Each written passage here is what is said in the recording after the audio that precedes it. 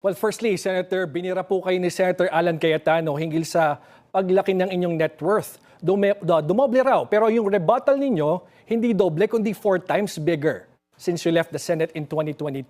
Can you explain to us bakit nga po ba lumaki yung inyong net worth in between 2022 and 2025?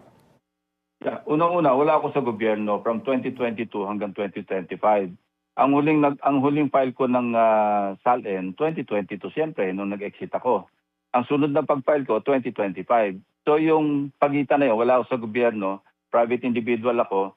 Meron kaming real estate deal na nag-broker kami, medyo malaki yung deal at kumita kami. Masama ba yun? At ito'y pinagbayad ko ng buwis. Katunayan, yung taxable years ko ng 2023 and 2024.